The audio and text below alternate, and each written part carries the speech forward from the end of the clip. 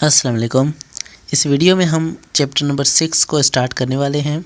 First year bio का 6 chapter जो हमारा है प्रोकैरियोट्स। तो प्रोकैरियोट्स इस चैप्टर का नाम है और इसमें हमारा सबसे पहला टॉपिक है टेक्सोनॉमी ऑफ प्रोकैरियोट्स। उसके बाद archaea, bacteria and ecology and diversity, structure and shape of bacteria, और भी बहुत सारे हमारे टॉपिक हैं इसमें। तो ये सभी टॉपिक आहिस्ता आहिस्ता स्टडी करेंगे। सबसे पहले हम प्रोकैरियोट्स की जो है वो डेफिनेशन देख लेते हैं। ये होते क्या हैं ये पहले जान लेते हैं। तो चैप्टर नंबर 3 में हमने जो है सेल में एक हमारा लास्ट टॉपिक था prokaryotic cell and eukaryotic cell.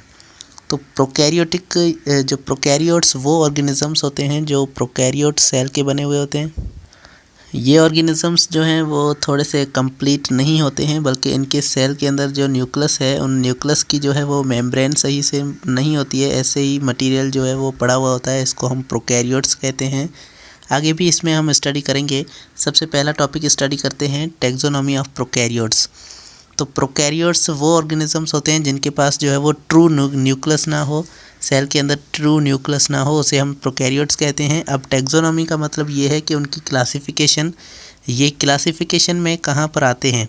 तो जैसा कि हमें पता है कि 5 किंगडम्स होते हैं हमारी क्लासिफिकेशन के, और उसमें जो है ये बैक्टीरिया कहाँ पर आते हैं ये हम आज इस वीडियो में जानेंगे। So let's start. In the recent past, all the living organisms are grouped into 5 kingdoms। तो ये जो पहले हमारे पास बहुत सारे जो सारे ऑर्गेनिजम्स हैं उनको 5 किंगडम्स में डिवाइड किया गया था। And prokaryotes were placed into the kingdom Monera, और जो किंगडम मोनेरा था उसके अंदर सारे प्रोकैरियोट्स को रखा गया था। तो प्रोकैरियोटा भी कहते हैं इस किंगडम को। तो प्रोकैरियोटिक जो है वो सारे किंगडम मोनेरा के अंदर आते हैं, ये हम पहले ही स्टडी कर चुके हैं, हमें पता है। But now the status of classification has been changed in late 90s। लेकिन अब जो है वो सारी क्लासिफिकेशन जो है वो चेंज हो चुकी है। पहले हमारे पास 5 किंगडम्स होते थे, लेकिन अब जो है वो क्लासिफिकेशन का पूरा जो स्टेटस है वो चेंज हो चुका है 90s में। तो अब क्या है, the pioneer work had been conducted by Carl Woese. तो कार्ल वूज क्या है, ये एक साइंटिस्ट का नाम है और इन्होंने 1990 में एक जो है classification the. And his colleagues proposed domain system of classification, और उसके कलीग्स ने मिलके एक नया क्लासिफिकेशन का एक नया सिस्टम दिया। पहले तो हमारे पास किंगडम सिस्टम होता था, लेकिन अब जो है वो डोमेन सिस्टम ऑफ क्लासिफिकेशन हमारे पास आ चुका है। डोमेन सिस्टम एक नया सिस्टम है क्लासिफिकेशन का। इसके अंदर देखते हैं हम क्या होता है।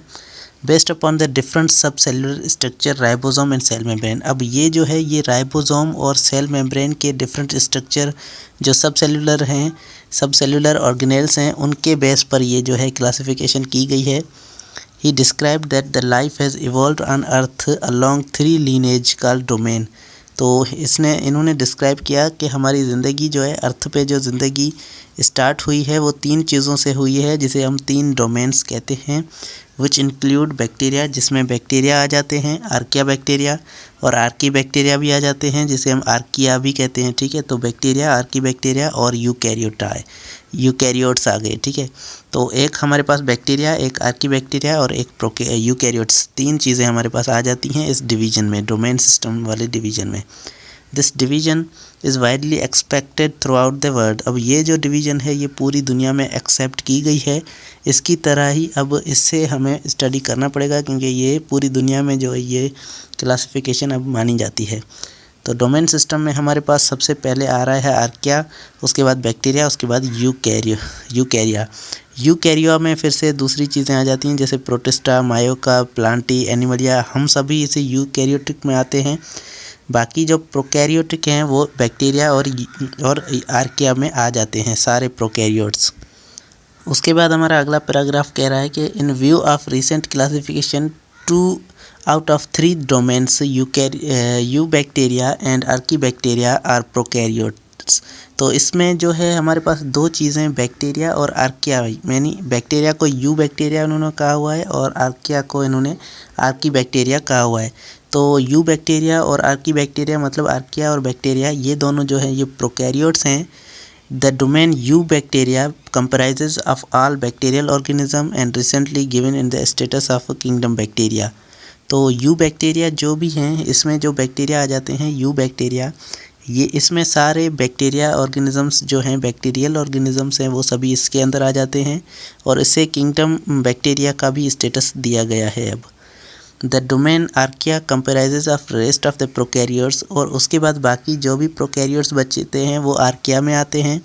पहले तो बैक्टीरिया में से बहुत सारे प्रोकैरियोट्स आ जाते हैं जो बैक्टीरिया हैं, बैक्टीरिया के खुद के ही एक मतलब जो क्लासिफिकेशन है, तो बैक्टीरिया उसके अंदर आ जाते हैं और आर्किया जो हैं वो बाकी इसके अंदर बाकी प्रोकैरियोट्स आ जाते हैं। And the main domain eukarya includes are eukaryotes including organisms in the kingdoms protista, fungi, plantae and animalia. बाकी के 4 जो किंगडम थे हमारे पास, वो सारे किंगडम हमारे पास यूकैरिया डोमेन में आ जाते हैं। 3 डोमेन हैं हमारे पास, यूकैरिया, बैक्टीरिया एंड आर्किया। तो बैक्टीरिया में सारे बैक्टीरिया, यूकैरिया में सारे ऑर्गेनिजम्स जो हैं, 4 ही किंगडम जो हमारे पास 4 किंगडम थे, पहले 5 किंगडम थे, तो 4 किंगडम इसमें आ गए। यूकैरिया में एक बैक्टीरिया अलग हो गया और यूकैरिया एक अलग हो गया। उसके बाद यहाँ पर हमारे पास एक क्लासिफिकेशन जो सिस्टम है ये पूरा यहाँ पर डिस्क्राइब किया गया है, इसको देख लेते हैं। पहले हमारी क्लासिफिकेशन हुई थी शुरुआत में जो है 2 किंगडम क्लासिफिकेशन, जो हम पहले पढ़ चुके हैं, हमें 9th मैट्रिक में हमने पढ़ा था। तो 2 किंगडम वाली क्लासिफिकेशन में प्लांटी और एनिमलिया सिर्फ 2 किंगडम की क्लासिफिकेशन हुई थी। उसके बाद हैकल ने जो क्लासिफिकेशन की वो 3 किंगडम की क्लासिफिकेशन की और उसमें आ जाते हैं प्रोटिस्टा, प्लांटी और एनिमलिया, 3 किंगडम की इन्होंने क्लासिफिकेशन की। उसके बाद चैटन ने 2 एम्पायर्स की क्लासिफिकेशन की। अब 2 एम्पायर्स में एक प्रोकैरियोट्स आ गए, एक यूकैरियोट आ गए, ठीक है। तो प्रोकैरियोट और यूकैरियोट ये जो क्लासिफिकेशन है ये 1925 में जो है वो चैटन ने की थी। उसके बाद कॉपलैंड ने 1938 में एक और क्लासिफिकेशन दी जिसे 4 किंगडम क्लासिफिकेशन कहा गया, और ये किंगडम इसमें आ जाते हैं मोनेरा, प्रोटिस्टा, प्लांटे और एनिमलिया, 4 किंगडम हमारे पास आ गए।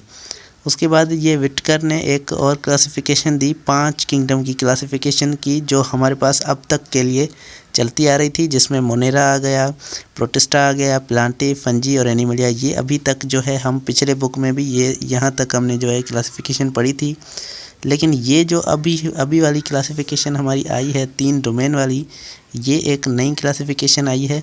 इसके अंदर हमें जो ये हमारे पास 1990 में हुई क्लासिफिकेशन, 3 डोमेन्स आ गए इसमें, एक है बैक्टीरिया, एक है आर्किया, एक है यूकैरिया। तो 3 इसमें डोमेन्स आ जाते हैं। ये हमने डोमेन्स स्टडी किए कि किसके अंदर क्या क्या आता है। उम्मीद है आपको पूरा जो है ये समझ में आ चुका होगा।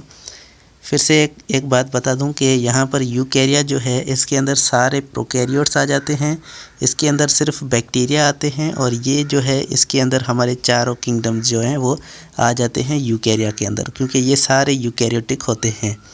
तो उम्मीद है आपको ये पूरा जो है ये समझ में आ चुका होगा। यहाँ पर एक पिक्चर भी है हमारे जिस साइंटिस्ट ने ये डोमेन सिस्टम जो इन्होंने डोमेन सिस्टम को जो डिस्कवर किया, इन्होंने क्लासिफिकेशन की, तो ये आपको समझ में आ गई होगी। Thank you so much for watching. अल्लाह हाफ़िज़।